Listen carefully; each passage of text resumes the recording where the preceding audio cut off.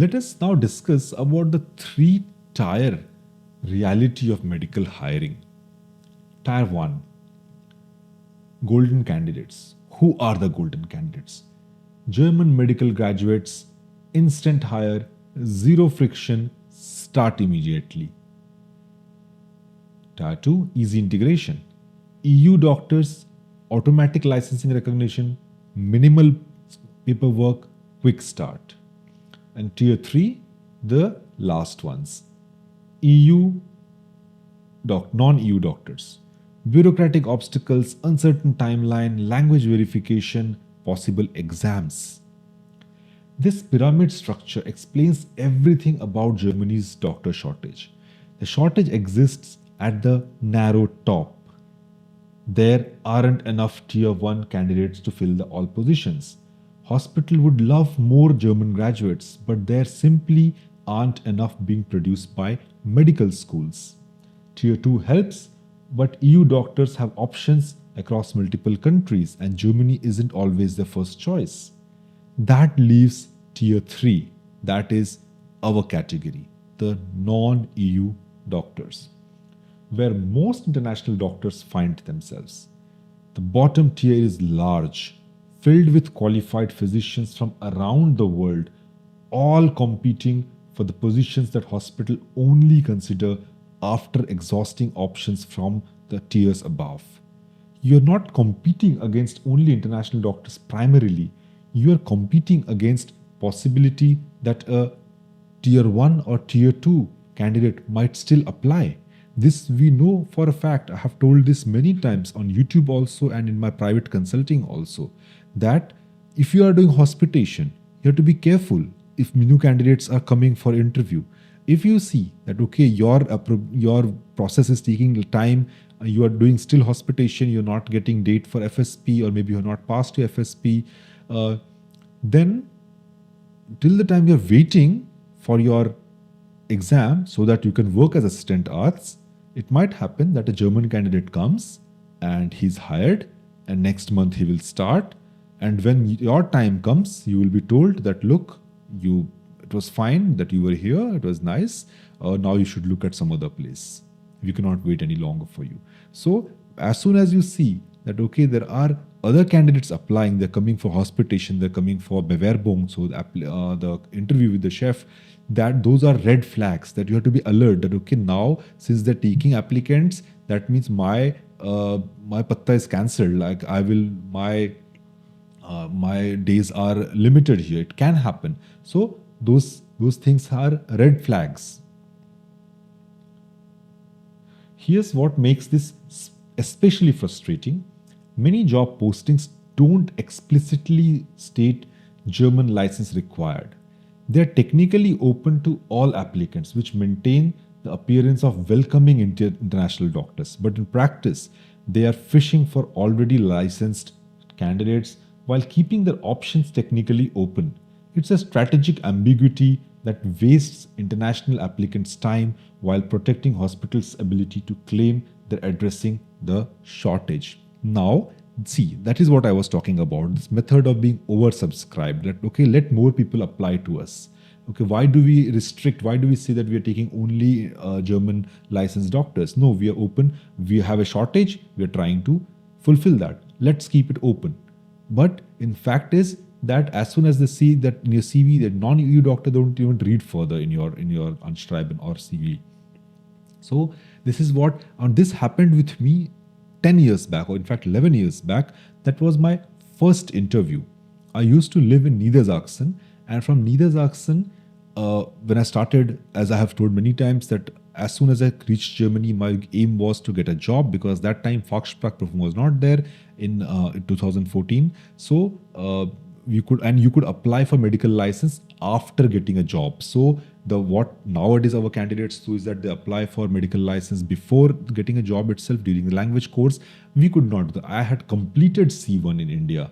And after completing C1, I have come for hospitation. And during hospitation, I was applying for jobs. So I was already 4-5 months late or 6 months late than what our candidates are doing at present. So we are already saving 6 months time in comparison to what I had done 10 years back. So what what happened is that I applied there and I got an interview call.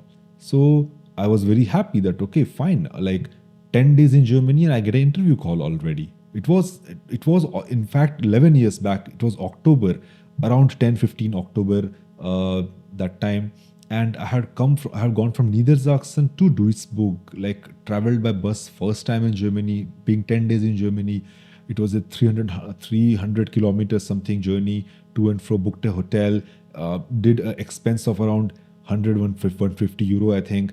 That is 100, 150 euro as a newcomer, beginner in one trip, one interview, seems too much. And I did that.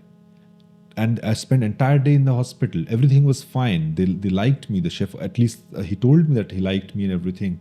But at the end of the conversation, at the end of the day, he asked me if I had a Deutsche Approbation, which I did not have. And that time, you can imagine my frustration that here I am, somebody who has come with so much hopes after having applied so much to so many places. Even though, I mean, it's the first interview, so chances were slim, like not so great, because it's the first interview, first couple of interviews just go for experience. So that was there. But still, since the day was so good and the conversations were so fruitful, I thought that it would work.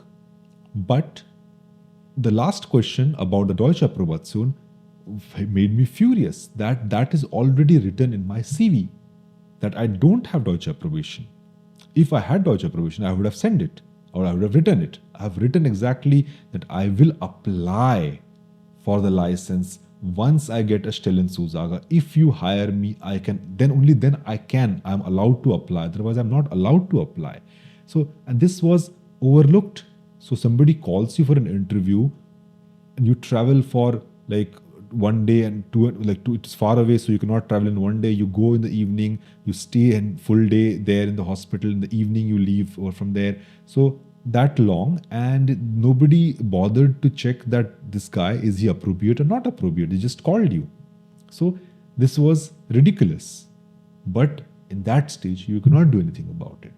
The next time, what I learned from that is that next interviews, whenever I got them, I called them up on phone or on email. I wrote them that, are you aware that I don't have a Deutsche Approbation? Are you still calling me? I made that sure. If they say that, yes, we know that you don't have Deutsche Approbation, but still we would like to have a call with you or maybe interview with you, then I went there. Okay. But I made sure that they know that I don't have Deutsche Approbation, because for them it's immaterial. You take so much hard work, do so much hard work, and they might meet you. In my case, in my first experience, at least I had a full day hospitation. I saw inside of a like full day in that hospital, like how it is, how the visitor is, how they are communicating, all those things. I saw that. So that was little useful. I could gain some experience on how it works. But there are many times it's an interview of 10 minutes. And for 10 minutes interview, you have traveled for so far, spent so much money, spent so much time, the mental stress, and they did not bother. So this is what the situation, it's not situation right now. This is also I want to emphasize here. This is not the situation right now. This was 10 years ago as well.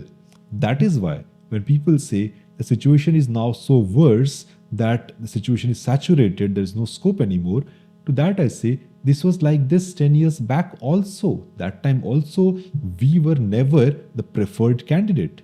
We had to make our place. We had to struggle where other could just breeze in. And we had to hope that, okay, before I get my documentation or I make my place, nobody else just sweeps in. We had to work harder than others so that you are not just thrown away in first 6 months. So those were the facts of life, and that was 10 years back as well. That is why it's not new. It's not new that when you see that, okay, it's so difficult. It was difficult. It is difficult all the time. Residency is difficult everywhere. Unless you say that, okay, I want to go to some private college in India, for example, or maybe I want to go to Eastern European countries where I would pay some money and get things done, get a title without having actually worked, without having actually done things. So that is what I want to convey here, that it's not easy. It was never easy.